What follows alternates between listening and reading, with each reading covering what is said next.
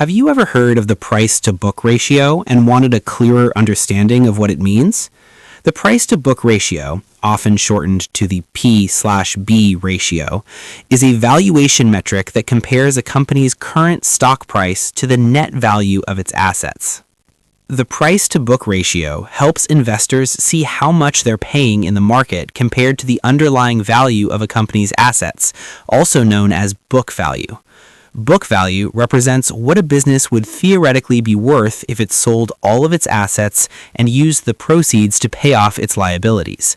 It's important to note that book value only includes tangible assets, things that physically exist, such as cash, property, equipment, and machinery.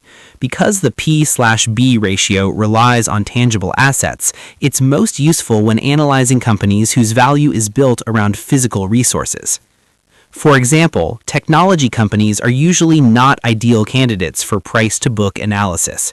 Much of a tech firm's value comes from intangible assets like software, patents, or brand recognition, which don't appear clearly on the balance sheet. Keeping this limitation in mind is essential when using the P/B ratio. Now, let's walk through how the price-to-book ratio is calculated. The formula itself is straightforward. Stock price per share divided by book value per share. While finding the stock price is easy, calculating book value per share requires a few steps. First, you need the company's total book value, which can be found on the balance sheet. Book value is calculated by subtracting total liabilities from total assets. Once you have that figure, you divide it by the number of shares outstanding to arrive at book value per share. The final result of the P/B calculation is expressed as a multiple, such as 2 times. A relatively low multiple, around 2, often suggests the stock may be fairly priced or inexpensive. On the other hand, a very high P/B ratio, such as 10, generally signals that the stock is trading at a premium and may be considered expensive. To make this more concrete, let's look at an example. Suppose we want to calculate the price-to-book ratio for a fictional company called Oliver's Bike Co. The stock is currently trading at $50 per share. According to its balance sheet, the company has a total book value of $150 million and 10 million shares outstanding. Our first step is to calculate the book value per share. We divide $150 million by 10 million shares, which gives us a book value per share of $15. Next, we divide the stock price of $50 by the book value per share of $15. This gives Oliver's Bike Co. a price-to-book ratio of approximately 3.3. What this tells us is that the market is valuing the company at about 3.3 times the net value of its assets. If the business were liquidated and everything was sold off, the proceeds would only cover roughly 1/3 of the company's current market value. So why would investors be willing to pay more than 3 times the book value?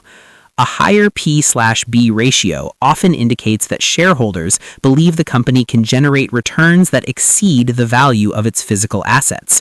In other words, investors expect the business to use those assets efficiently to create additional value over time. There are also situations where the price-to-book ratio can raise warning signs. One example is when a company's P/B ratio is below 1. This means the stock is trading for less than the value of its net assets. There are 2 ways to interpret this. On one hand, the stock may be undervalued, offering a margin of safety. If things go poorly, the company could liquidate its assets and potentially return value to shareholders. On the other hand, a low P/B ratio may signal that investors believe the company's assets are outdated, overstated, or unlikely to generate strong returns. In that case, the stock could be cheap for a reason. Another major red flag occurs when a company has a negative price-to-book ratio. This happens when liabilities exceed assets, meaning the company is insolvent. Simply put, the business owes more than it owns. In these situations, investors should be extremely cautious because if the company fails, shareholders are unlikely to receive anything. If calculating the price-to-book ratio yourself feels too math-heavy, the good news is that it's often already done for you. One of my favorite resources for stock data is Yahoo Finance.